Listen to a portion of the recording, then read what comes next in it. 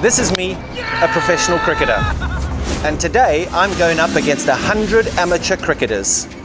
So, imagine you are playing a grandmaster in chess. Okay, I'm with you. But, like, every time you make a move, 3 extra pawns just magically spawn on the board. You know the game inside out, but suddenly the board is just swarming with obstacles. That sounds, honestly like a nightmare. It really is.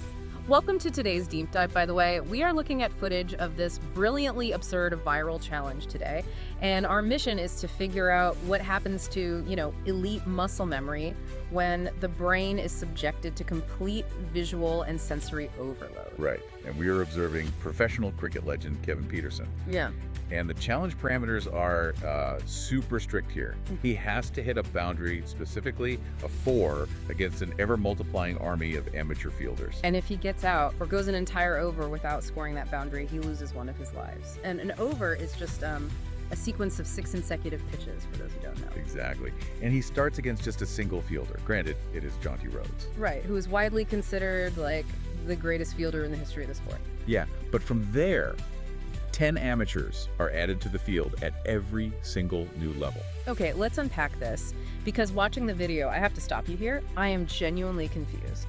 What do you mean? Well, he is a world-class pro, right? If I am him, I am just launching the ball into the stratosphere every single pitch. Just bypass that human wall entirely. Like, why is he deliberately keeping the ball on the ground? Because that single constraint is really the linchpin of the whole experiment. Hitting a 6, which means flying the ball over the boundary rope in the air, does not count toward his goal. Oh, wow. Wait, really? Yeah, scoring a 4 requires the ball to bounce or roll before crossing the rope.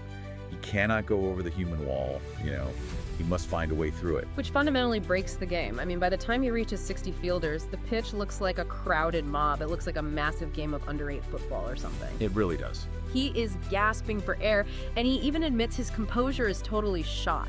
Well, what is fascinating here is we are seeing his brain's predictive tracking just completely short circuit. Take the mid-wicket position, for example. Normally, that is a safe open zone on the field where a batter can comfortably pull the ball. But at level 60, there are 8 guys standing just in that one spot. 8 guys in one spot. Yes. The sheer volume of visual noise shatters his spatial awareness. I mean, his heart rate spikes to 120 beats per minute because his nervous system is processing the crowd as an actual physical threat. That is wild. It forces him into complete desperation.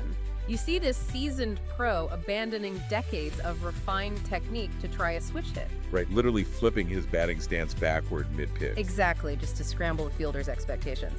But here's where it gets really interesting. In the middle of this total panic, Pietersen actually pulls out a phone and consults Google Gemini for batting advice. Yeah, the cognitive dissonance of an elite athlete asking an AI chatbot how to bat is just fascinating. It is. And the AI provides incredibly basic advice. It says to maintain a stable base, find the gaps, and prioritize timing over brute force. Which, I mean, sounds completely useless at first glance. Right. When 60 people are staring you down, your natural instinct is to swing the bat as hard as humanly possible to blast a hole through them. But the value of the AI's advice is not its novelty. It is the psychological pattern interrupt. When you are faced with sensory overload, swinging wildly just feeds that panic loop. So it grounds him. Exactly. The chatbot forces him to snap out of it and return to absolute fundamentals. Pietersen even compares it to a quote from the golfer Gary Player. Oh, the one about working hard. Yeah, the harder I work, the luckier I get.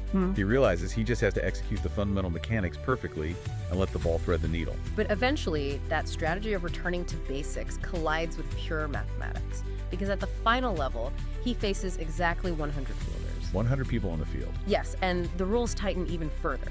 Absolutely no 6s allowed under any circumstances. So it basically becomes a problem of pure geometry. At 100 fielders, the physical square footage required for the ball to travel cleanly to the boundary rope just no longer exists. It is literally mathematically impossible. Right.